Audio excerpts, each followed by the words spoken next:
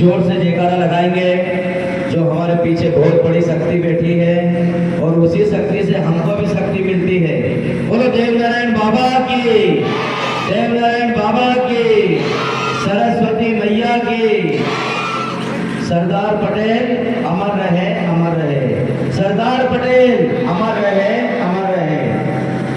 आज की सभा के अध्यक्षता कर रहे श्री परमानंद जी पाटीदार जी, मुख्य अतिथि महोदय आज की सभा के श्री राम सिंह जी पाटीदार, श्री फूल सिंह जी रघुवंशी जी, ग्राम के हमारे सरपंच साहब जो है ये आज की सभा के हमारे मुख्य अतिथि है। विशेष अतिथि के रूप में श्री भगवान दास जी बैरागी जी हमारे बीच में बता रहे हैं। श्री लखनलाल जी प्रजापति, श्री सिद्धूलाल जी पाटीदार, हमारे गुरु जी श्री नेमीचंद जी शर्मा, हमारे भूतपूर्व उप सरपंच साहब श्री रतनलाल जी राठौर, हमारे दिनेश भैया पाटीदार, हमारे दिनेश जी सेन साहब और हमारे सभी भूतपूर्व छात्र छात्राएं, हमारे शाला स्टाफ के सभी टीचरगण, आपने सबने मेहनत की है तभी यह कार्यक्रम ऊंचाई की ओर पहुंचा है।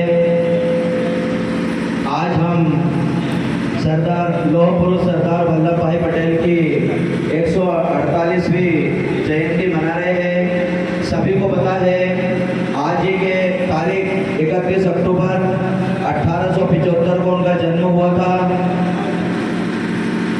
और आप सबको पता है या आप पढ़ते हैं या धीरे धीरे आपको जानकारी होगी, इनका जन्म गुजरात में नाडियाड जिले में हुआ था। इनके पिताजी का नाम जवर भाई पटेल और माता जी का नाम लाडवा भाई था। इन्होंने अपनी प्रारंभिक पढ़ाई करने के बाद, उस समय हमारा देश गुलाम था तो ये स्वतंत्रता सेनानी बने और बहुत ही मेहनत की। जैसे गांधी जी ने मेहनत की ऐसे ही इन्होंने भी बहुत मेहनत की। इनका कहना था घर की बात घर में रखो, अपने विचार उच्च रखो, सतत कार्य करते रहो। तो ऐसे इनके विचार थे और इन्होंने सबसे बड़ी भूमिका निभाई, भारत को एक किया। पहले हमारा भारत राज्य रजवाड़े में अलग अलग क्षेत्रों में बटा हुआ था, इनने धीरे धीरे सबको एक किया और हमारा पूरा भारत आज एकता के सूत्र में बंधा है। हालांकि अलग अलग स्टेट बने हैं परंतु ऐसे छोटे छोटे स्टेट नहीं बने हैं। लगभग 700 रियासतें थी, अब तो 29-30 ही राज्य हैं हमारे भारत में, पर पहले 700 रियासतों को एक किया इन्होंने, वरना 700 देश बन जाते छोटे छोटे। एक जगह से दूसरी जगह जाने के लिए भी हमें वीजा लेना पड़ता।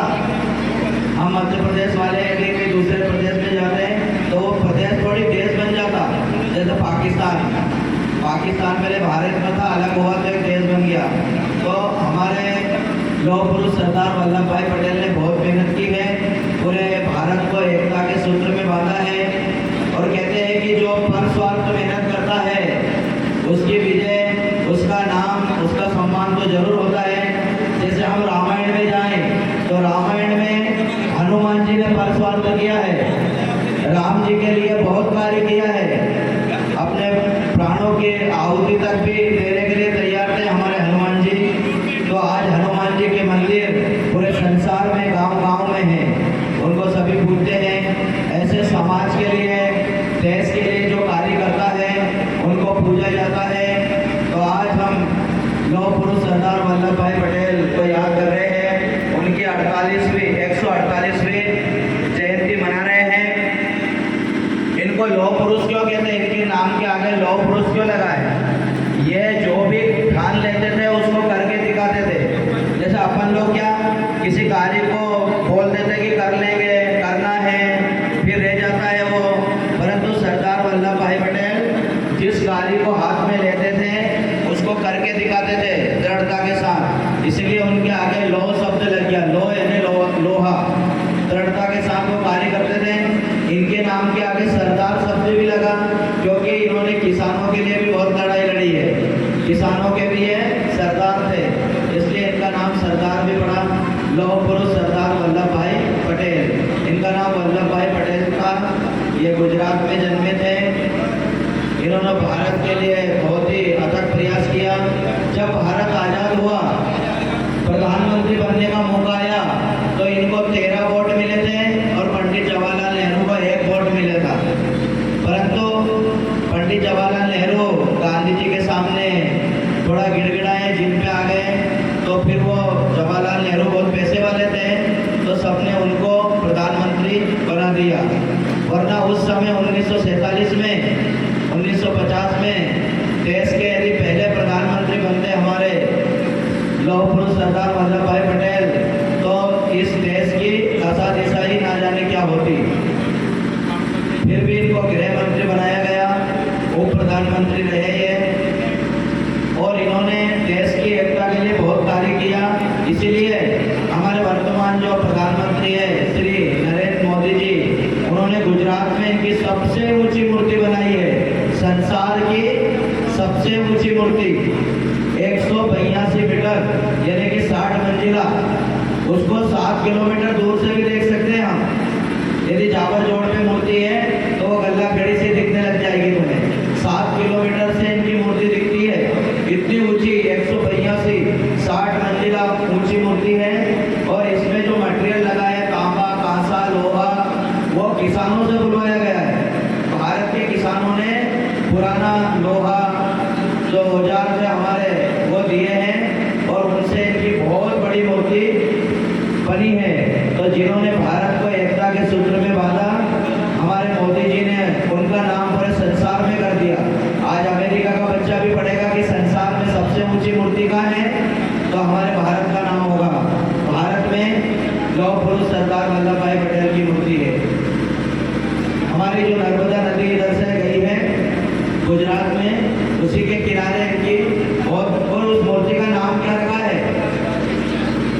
क्या रखा है याद है ना आप सभी को? एकता की मूर्ति।